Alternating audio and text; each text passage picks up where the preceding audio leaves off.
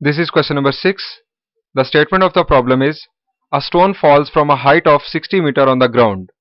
The height h after x second is approximately given by h of x is equal to 40 minus 10x square. आसान लफ्जों में एक पत्थर को 60 metre height से नीचे की तरफ फेंका गया, हाइट को h से डिनोट किया गया और टाइम को x से. Height is denoted by h and time is denoted by x.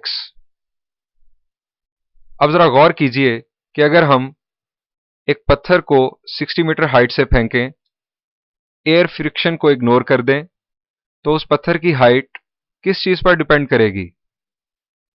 जी बिल्कुल, टाइम पर डिपेंड करेगी. जैसे जैसे टाइम गुजरेगा वैसे वैसे उस स्टोन की हाइट कम होती चली जाएगी. इसीलिए यहां पर height as a function of time लिखा गया है. Height is depending upon time. अगर हमें after 1 second height find out करना हो तो हम x को रिप्लेस करेंगे 1 से, हमें हाइट आफ्टर 1 सेकेंड पता चल जाएगी. इसी तरह अगर हमें height after 1.5 second find out करना हो तो हम इस गिवन फंक्शन में x को रिप्लेस करेंगे 1.5 से, हमें हाइट मिल जाएगी. सिमिलरली हाइट आफ्टर 1.7 सेकेंड्स के लिए हम x को रिप्लेस करेंगे 1.7 सेकेंड से.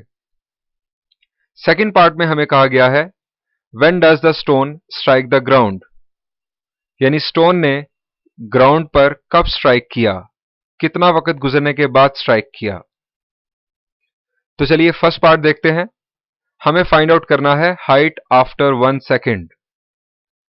This is our given height function. Height is depending upon time, x is input that is time.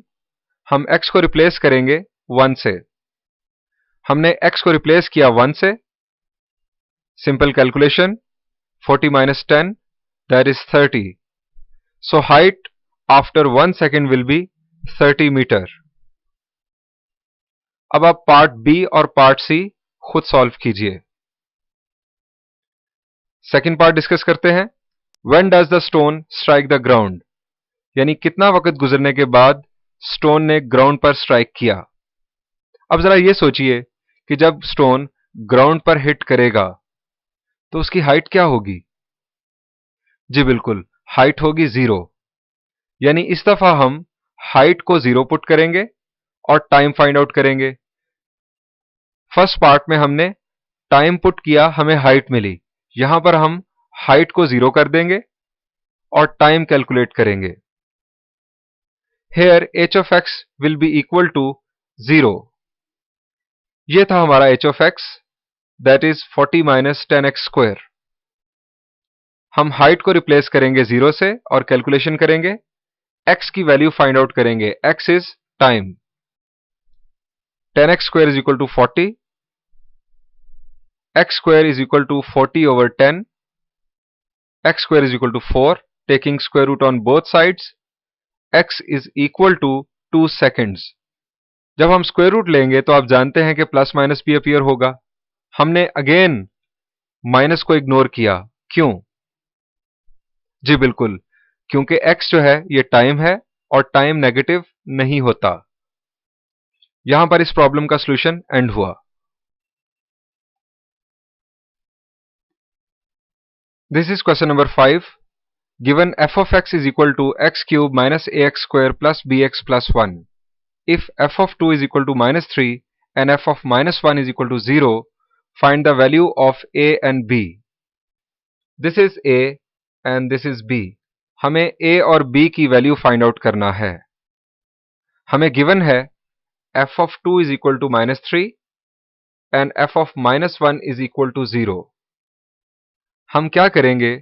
हम x को रिप्लेस करेंगे 2 से. x को रिप्लेस करेंगे जब हम 2 से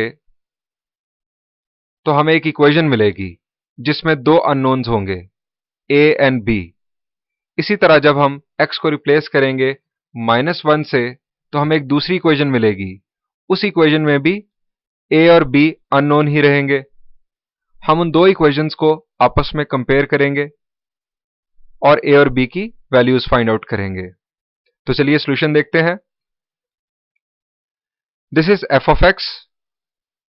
first we will find f of 2. आप सोचेंगे f of 2 तो हमारे पास है -3, लेकिन हम x को रिप्लेस करेंगे 2 से और हम अपने तौर पर f of 2 फाइंड आउट करेंगे कुछ इस तरह से। हमने x को रिप्लेस किया 2 से, जहां जहां x था वहां वहां हमने 2 पुट कर दिया। कैलकुलेशन करेंगे, 2 का क्यूब 8, यहां पर 2 का square 4, -4a plus 2b plus 1। जैसा कि आप जानते हैं कि f of 2 जो है वो इक्वल है -3 के। हमें स्टेटमेंट में गिवन था, हमने f of 2 को रिप्लेस कर दिया -3 से, यानी f of 2 की वैल्यू पुट कर दी। अब इस इक्वेशन में दो ही अननोन हैं, a और b। इस इक्वेशन को सिंप्लीफाई करते हैं। 8 प्लस 1 विल बी 9। अब 9 को हम दूसरी साइड पर शिफ्ट करेंगे और 4a प्लस 2b में से कॉमन लेंगे। Simplification, 2a minus b is equal to 6। Minus और माइनस कैंसिल हुआ, 2 ने 12 को डिवाइड किया, 2a minus b is equal to 6। यह हमें मिली इक्वेशन नंबर 2। अब हम f of -1 फाइंड आउट करेंगे।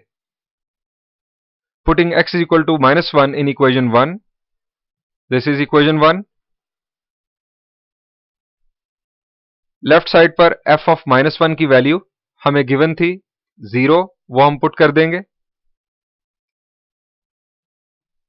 राइट साइड पर कैलकुलेशन होगी, -1 का क्यूब -1, 1 का स्क्वायर 1, यहां पर -1 होगा, -1 का स्क्वायर 1 ही होगा, a के साथ मल्टीप्लाई हुआ और यहां पर -1 b के साथ मल्टीप्लाई हुआ तो हमें मिला -b।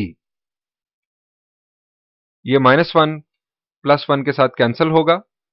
सिंप्लीफिकेशन के बाद हमें इक्वेशन मिली -a minus b is equal to 0 और यहां से हमें मिली a की वैल्यू दैट इज -b। ये a की वैल्यू हम पुट करेंगे इक्वेशन 2 में। इक्वेशन 2 में a की वैल्यू पुट की -b।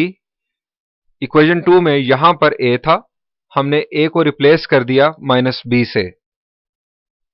सिंप्लीफाई किया, -3b इज इक्वल टू 6, -3 6 को डिवाइड करेगा, b इज इक्वल टू -2।